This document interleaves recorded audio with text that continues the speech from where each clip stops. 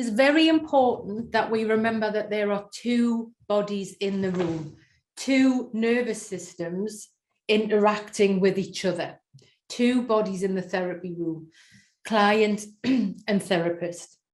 And we're going to explore and get curious about the extent to which your body, your breath, and your autonomic nervous system is impacted. So this morning, we've flicked on the parasympathetic. So with all of us as a group, we'll be syncing with each other and feeling that tiredness or what might be going on for you in that parasympathetic state. So the potency of body countertransference. So I'm just bringing this in, right? So we've got, obviously you've got transference, and we've got the countertransference. So it's about what we are feeling, what you feel when you are with a client. Think of a client in supervision and that client comes to mind. So that, what is your body countertransference? How does it manifest within your breath? I'd like you to notice this from next week. Your first client on Monday, what's happening to me? How do I need to regulate your body? Because this isn't something that was in my training. It's not really there. Hopefully it's coming in a bit more now when certain books are being put on reading lists. But yeah, to actually look after ourselves. So I love this quote by Freud. It is a very remarkable thing that the unconscious of one human being can react upon that of another without passing through the conscious. And when I was doing this in the week, you know, I think of the visual of two people in the room, but it's not just in the room. A client can come to mind. For me, or I'm thinking that I'm going to be seeing them, or I may not have seen them for a long time, and I'm thinking of them, and then they email me. These things happen, and there's a connection. There is a connection. There's something playing out, but in that unconscious conscious, yeah, you don't have to be in the same room for this to be happening. And I feel very strongly that all countertransference with your clients is an embodied experience, all of it. Because when is it ever disembodied?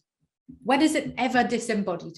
I thought that was sort of the funniest head-off picture I could find for a Saturday morning. So yeah, it's never, ever disembodied. And it's really important that we hold that a regulated nervous system can balance out other nervous systems naturally around it without having to do or fix anything. Yeah, just notice how some of your clients may have left your nervous system and breath. Sometimes I'm with a client and I can't breathe. Recently, I was with a client and I had to just slow it down and go and open the window. And I would share, when you're talking, I can hardly breathe. And she said, that's how I feel, like I can hardly breathe. So it's how we bring this in physically in the room and to notice what is going on. I feel like I can hardly breathe, like I can't move. What's going on? So the autonomic nervous system is not simply autonomous, but it is regulated through interaction with others. And remember, we're working with people who are dysregulated, whether it's the higher, more anxious sympathetic state or that lower, more depressed, hypo-parasympathetic state. Our own nervous system, think about clients in a day, are dragged up and down, depending on who we're sitting with. Yeah, and what the work is.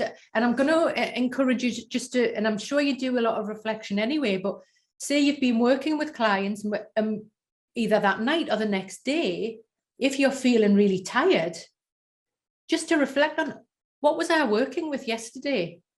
What was the content? What was the work? Was it heavy? Was it this? Because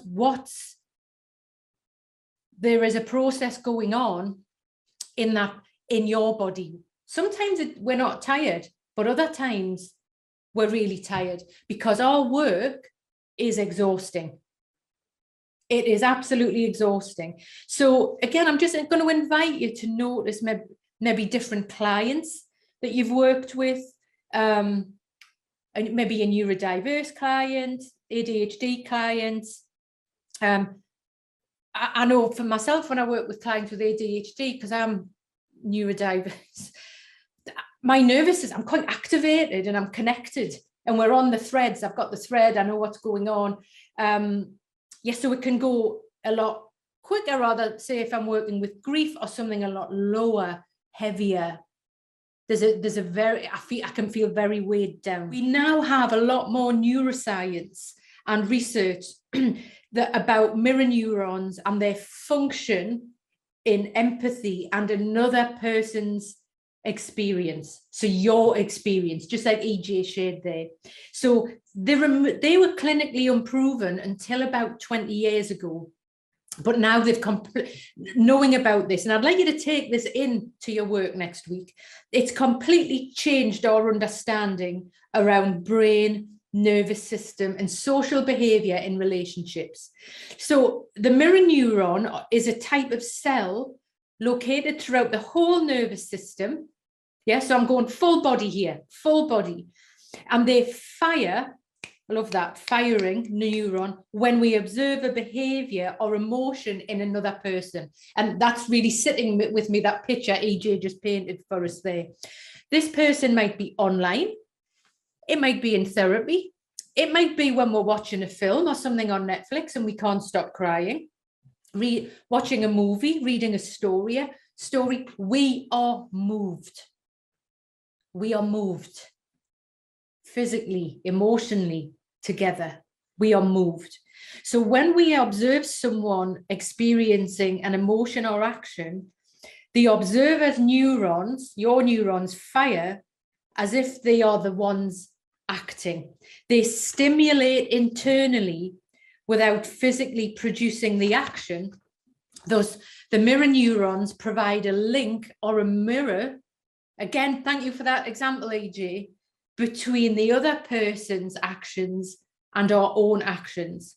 So this positively does enable us, individuals, to experience what another has gone through, as if they were the ones carrying them out.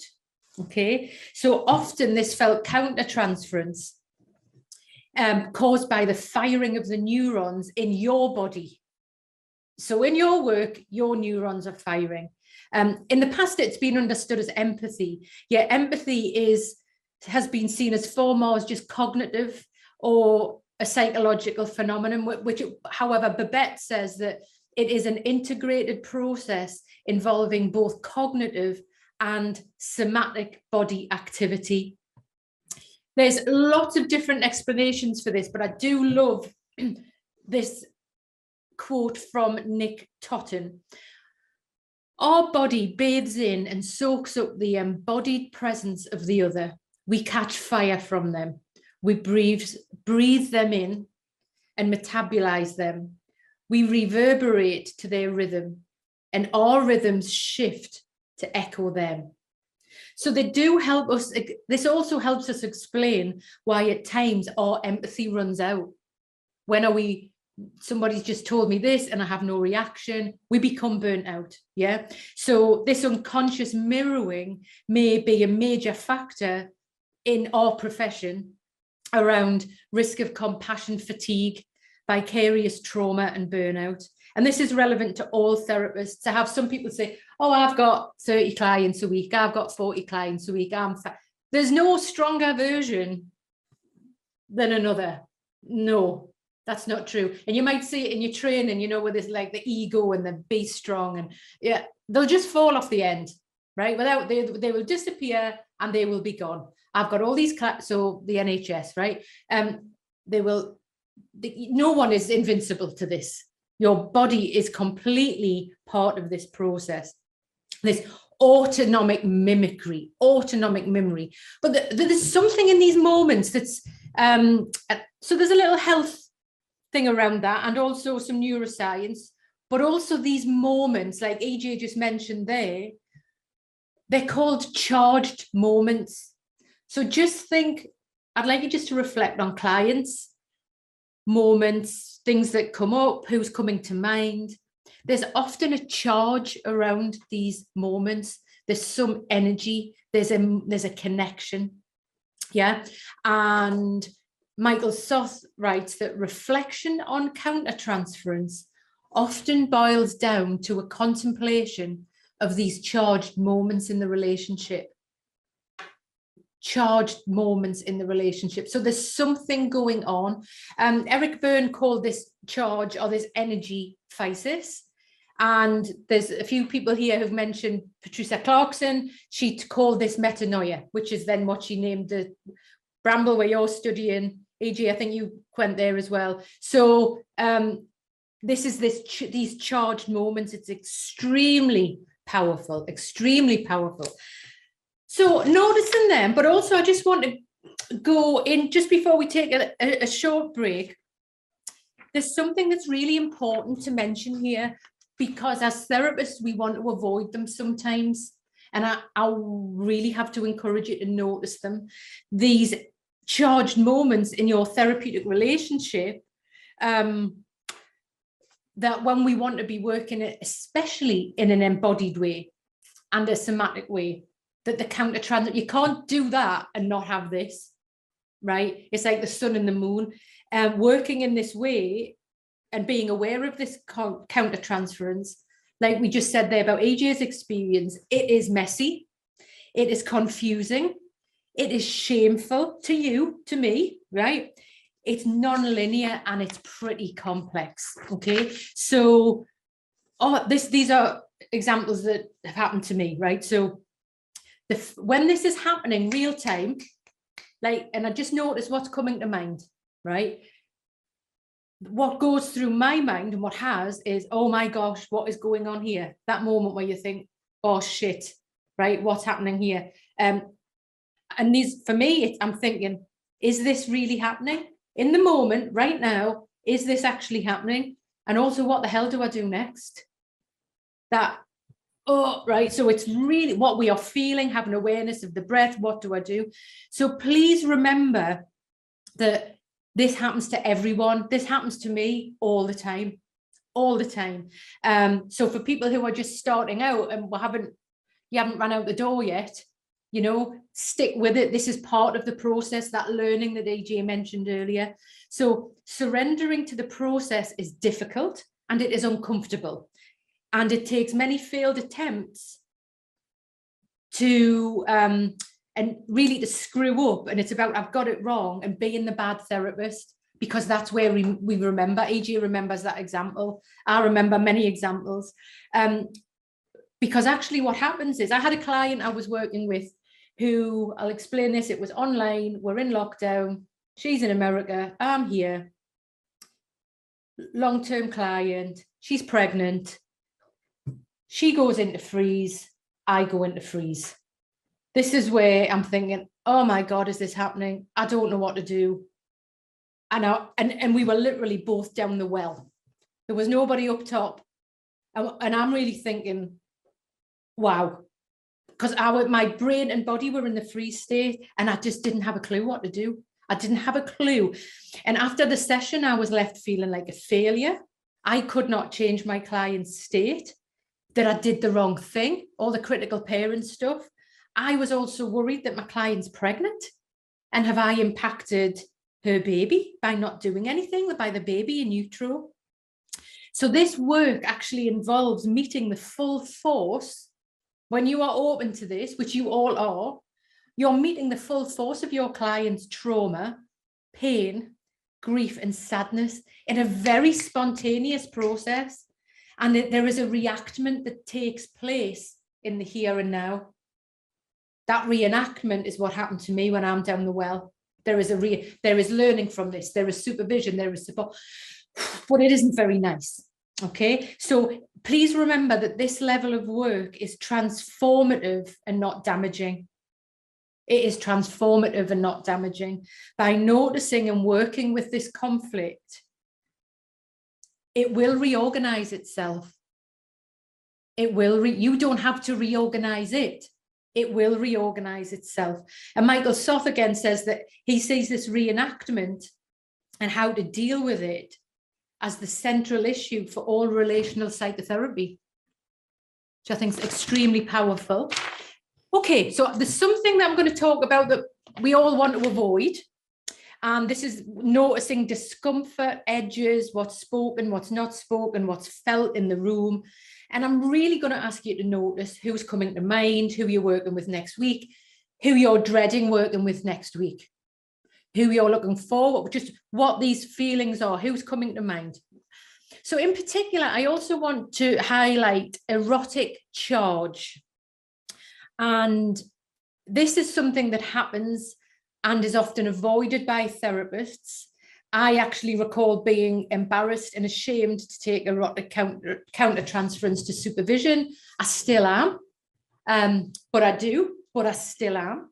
So Alison Pressman writes that our profession's collective intolerance and dread of erotic countertransference is real. So when the erotic comes into our capacity to witness, when the erotic comes in, our capacity to witness can be compromised, and we get lost in the intensity of the relational exchange. So working relationally, our task is to dance between these poles, and it's hard, of the detached witness and somebody swimming in the soup with our clients, that being down a well. So the erotic can threaten to overwhelm either or both of you, both participants. We are in the sway of powerful emotions, which means that the potential for transformation is also present. So when I'm saying this, I'm going to ask you to check in with your breath, your body, what's going on. So it's uncomfortable, it's sticky, it's hot, it's wet, it's the stuff where we feel ashamed of bringing. This is all part of our work with the breath, the nervous system, and knowing and trusting in the work that it will reorganize itself. Okay, any questions around this before we move on? Any questions? Okay, so again, I'll send you some of these quotes. Do people ever read them? I don't know, just maybe absorb them now. That please remember, Pat Ogden says, clients do not project into a vacuum. It's important to acknowledge that there's always a grain of truth in whatever you are feeling.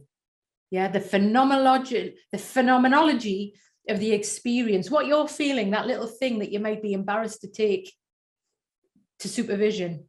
That's where we reap the methodological rewards of working with the countertransference. The systonic countertransference is Michael Fordham describes as what we feel in our body. And also, this is a little bit older now, but where we talk about the brain existing in our bowels, the gut, the bowels. What are we bringing into this space? So it's all very charged and active.